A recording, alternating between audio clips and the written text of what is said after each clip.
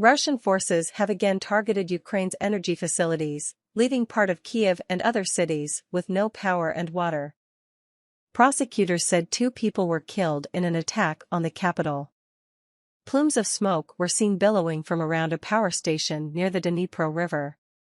Power and water were cut in Zhytomyr, west of Kyiv, and 2 facilities were badly damaged in Dnipro. The latest attacks came 24 hours after Kyiv was hit by kamikaze drones. The unmanned drones, believed to be Iranian-made, killed at least 5 people in the capital and 4 in the northern city of Sumy, and struck critical infrastructure, with power outages reported in hundreds of towns and villages.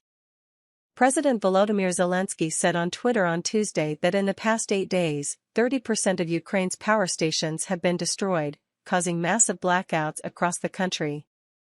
U.S. says Iran's kamikaze drones breach sanctions.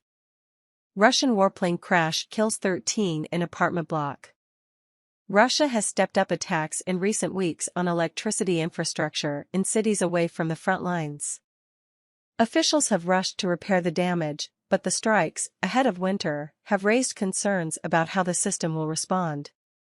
It was not initially clear to what extent drones were involved on Tuesday, although Ukraine said Russian bombers had fired missiles and one S-300 anti-aircraft missile had hit a residential building in the southern city of Mykolaiv overnight, killing 1 person. The city's flower market was also destroyed. In other attacks early on Tuesday, in Zhytomyr, the mayor said there was no power or water in the city and hospitals were working on backup power. The strikes on a power plant in Kyiv left the Troyeskina area on the bank of the Dnipro River without electricity and water. Power and water supplies were disrupted in the central city of Dnipro, where a large energy facility was destroyed. Officials said street lighting would be turned off. Shelling was reported in the northeastern city of Kharkiv. Infrastructure in the southern city of Zaporizhia was also hit, although local officials said no one had been hurt.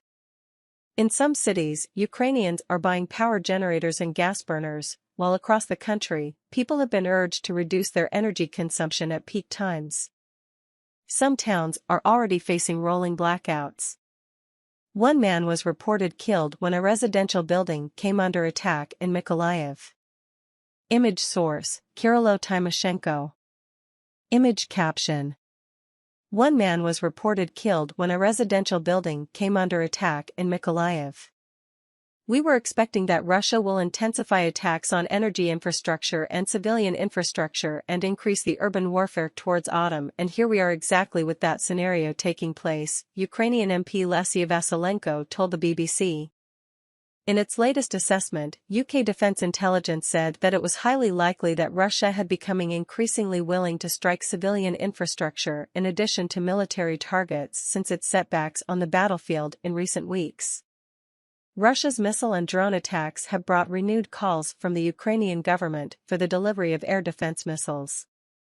Earlier, the US said it agreed with its French and UK allies that the supply of drones by Iran violated a UN Security Council resolution linked to a nuclear agreement, barring the transfer of certain military technology. Ukraine has identified the drones used in deadly attacks on Kyiv and Sumy as Shahid-136 unmanned aerial vehicles, UAVs. Vedant Patel of the U.S. State Department said the U.S. would not hesitate to use sanctions. Both Russia and Iran have denied that Iranian drones have been deployed. The EU has said it is gathering evidence and is ready to act. Meanwhile, in one of the biggest prisoner swaps since Russia's war began in February, 218 detainees were exchanged, including 108 Ukrainian women. And across the Sea of Azov from Ukraine, a Russian fighter jet crashed into the courtyard of a block of flats in the southern Russian town of Yeysk. At least 13 people were killed, including 3 children, while dozens of residents were rescued from the 9-story block.